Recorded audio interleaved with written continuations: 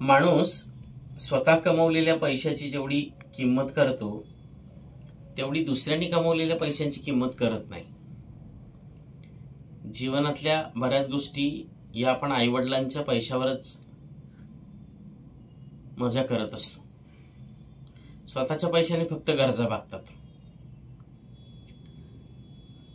त्याच्यासाठी एक छान उदाहरण आहे. माझ्याकडे एक गोष्ट आहे, मी तुम्हाला सांगतो. एक मुलगा असतो, तो फार उन्हाळक्या करत असतो.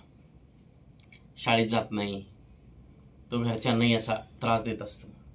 त्याचे बाबा कंटाळतात आणि एक दिवस त्याला धडा शिकवायचा असं ते ठरवतात. एक दिवस तो घरी येतो. त्याचे बाबा त्याला सांगतात की आज तू 100 रुपये घेऊन यायचे, तरच तुला जेवायला मिळेल. त्याला वाटतं बाबांना काय झाले काय माहिती. बाहेर जातो, मित्र भेटतो. मित्राला म्हणतो मला 100 रुपये दे. तो म्हणतो कशाला हवे. अरे माहित नाही रे, माझ्या बाबांनी 100 रुपये मागितलेत, म्हणले आज 100 रुपये दिले तरच जेवायला मिळेल, नाही तर नाही मिळेल. तो म्हणतो ठीक आहे घेऊन जा. मित्र असतो जीवलग, तो देतो लगेच. तो पैसे घेऊन येतो आणि बाबांच्या हातामध्ये टेकवतो. बाबा ते पैसे परत त्याच्या हातात देतात आणि त्याला म्हणतात आपल्या घरामागे जी विहीर आहे ना, ते विहिरीमध्ये नेऊन टाक. तो प्रश्न करत नाही, तो जातो आणि विहिरीमध्ये नेऊन टाकतो.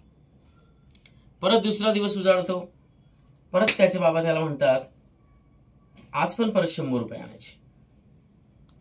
त्याला प्रश्न पडतो आता कुठून आणायचे 100 रुपये. गावामध्ये मामा राहतो त्याचा.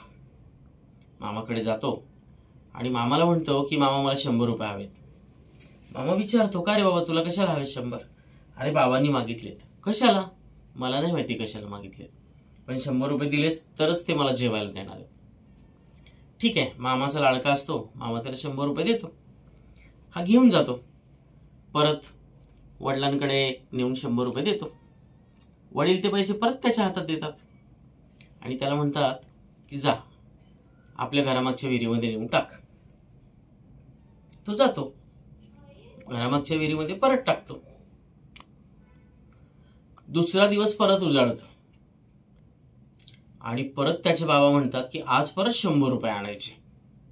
मग मात्र आज त्याला थोडीशी काळजी वाटायला लागते, कारण रोज रोज कोणाला पैसे मागणार ना.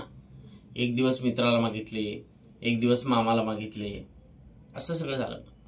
असाच विचार करत करत करत तो बाहेर जातो आणि जाता जाता बस स्टॉपच्या तिथे जाऊन बसतो. बसलेला असतो तेवढ्यामध्ये तिकडे एक गाडी येते, म्हणजे बस येते. बसमधून एक व्यक्ती उतरतो. त्याचं साहित्य असतं बसवरती लादलेलं. ते साहित्य त्याला उतरवायचं असतं. हा थोडासा धट्टाकट्टा असतो. तो माणूस त्याला म्हणतो की मला हे साहित्य उतरवायला मदत कर, मी तुला पैसे देतो. तो लगेच त्याला म्हणतो 100 रुपये देणार का मला. तो थोडा वेळ थांबतो आणि विचार करतो बरं ठीक आहे चल म्हणतो, पण सगळं साहित्य खाली उतरायला लागेल तुला, जेवढं माझं साहित्य आहे तेवढं. तो म्हणतो ठीक आहे. बसवरती हा जातो. दुपारचे साधारण 12:30-1 वाजलेले असतात. उन्हाची वेळ असते. सगळं साहित्य त्याला उतरवायला मदत करतो. तो सगळं साहित्य त्याला उतरवायला तो मदत करतो आणि म्हणता म्हणता 10-20 मिनिटांमध्ये सगळं साहित्य उतरवतो. तो घामाघूम झालेला असतो. खाली उतरल्यानंतर त्या व्यक्तीने 100 रुपये दिले त्याला. तो 100 रुपये घेतो आणि घरी जातो. सरळ घरी जाऊन बाबांच्या हातामध्ये पैसे देतो. त्याचे बाबा परत त्याच्या हातात पैसे देतात आणि म्हणतात की बाळा विहिरीमध्ये नेऊन टाक. असं म्हणता क्षणी त्याचा पारा चढतो एकदम. तो बाबांना म्हणतो ओ बाबा तुम्हाला कळतं का, अहो मी 10-20 बोचके खाली उतरवलेत बसवरनं आणि तेवढं सगळं करून अख्खं माझं बनियन माझी ओली झाली, घामाने मी घामाघूम झालो आणि तेव्हा कुठे मला पैसे मिळालेत. तुम्ही हे पैसे माझ्या विहिरीत टाक म्हणताय. आणि मग कालचे पैसे परवाला दिलेत ते पैसे. परवाचे पैसे मित्राने दिले होते, कालचे पैसे मामाने दिले होते म्हणून टाकले ना. स्वतः कमवायला लागला तेव्हा तुला पैशांची किंमत कळली. असं आपल्याही बाबतीत खूप वेळा होतं. आईबाबांच्या पैशांची आपण खूप वेळा किंमत करत नाही. आपण जेव्हा स्वतः कमवायला लागतो तेव्हा आपल्याला त्या पैशांची खरी किंमत कळते.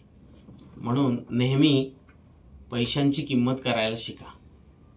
आयुष्यात दुसऱ्यांच्या कष्टाची पण किंमत करायला शिका. हे या गोष्टीवरनं आपल्याला कळतं. धन्यवाद.